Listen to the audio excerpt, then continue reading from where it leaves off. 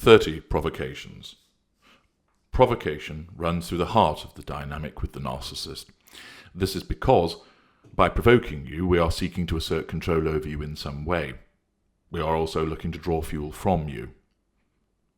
The provision of that fuel usually tells us that we have control over you, where it is provided as pure positive or pure negative fuel. If your response is one of challenge fuel, we get the fuel, which is good, but you're still threatening our control, and therefore a further provocation is likely to follow in order to bring you under control. Many things that we do provoke a response from you, from horror, annoyance, irritation, anger, misery, sadness, helpfulness, caring, compassion, and so forth. It's all about getting that reaction from you and from others.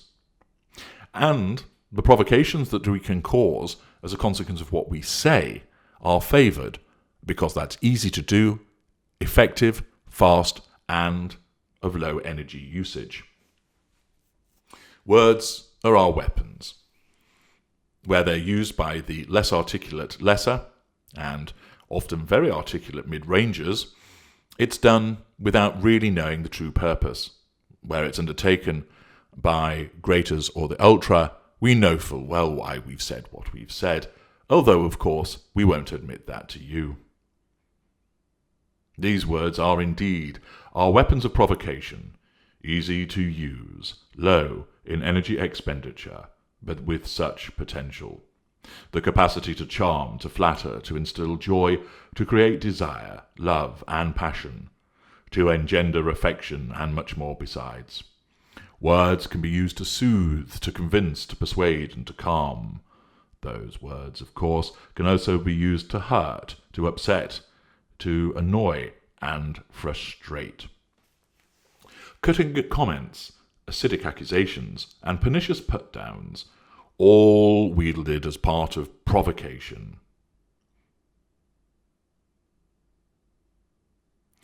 It is important for you to understand the way in which these comments are utilised with regard to people.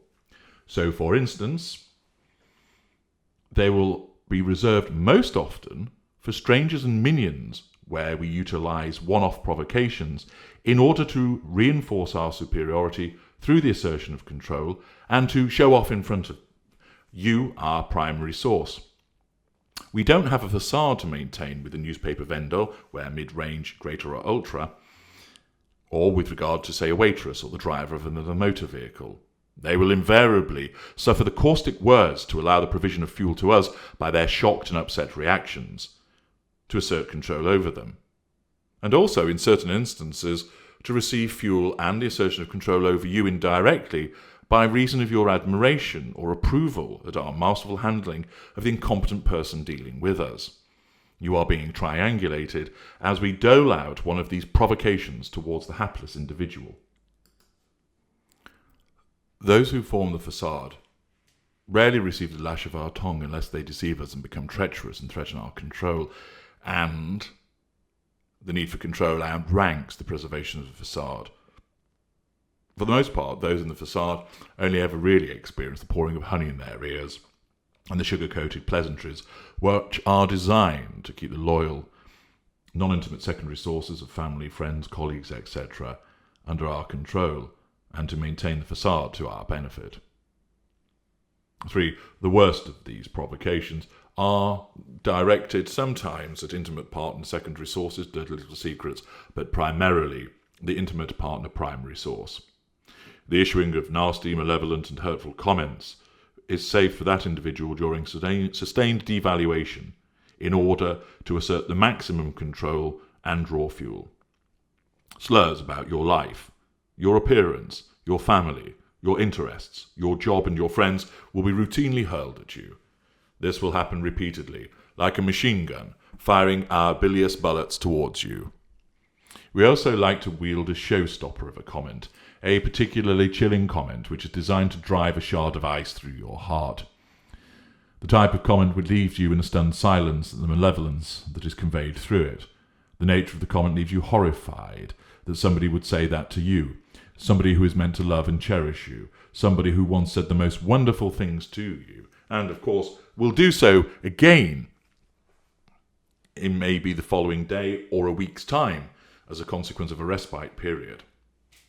These comments are intrinsically designed to deliver maximum hurt, total upset, and have that negative fuel pouring. They may leave you stunned, sickened, frightened, and anxious. They are designed to chill you to the core, but our kind will always utilize them because words are indeed our weapons. Here are 30 provocations that you ought to be aware about. 1. I will always be in your heart and in your head. You'll never escape me. 2. I will not stop, ever. 3.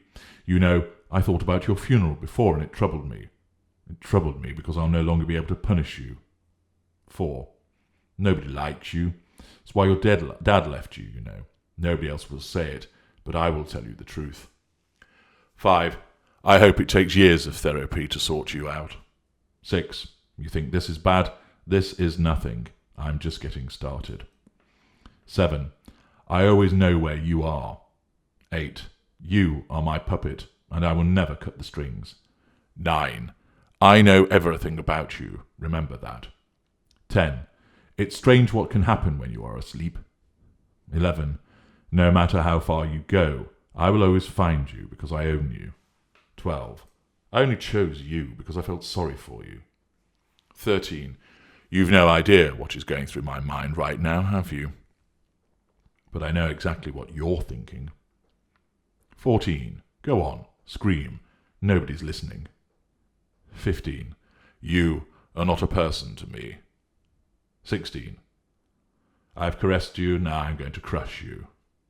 17. Just think, you've already had the happiest moment in your life. 18. You've told me all of your secrets. Remember that. 19. I'm diseased, and I've infected every part of you. 20. Nobody will ever believe what you say. 21.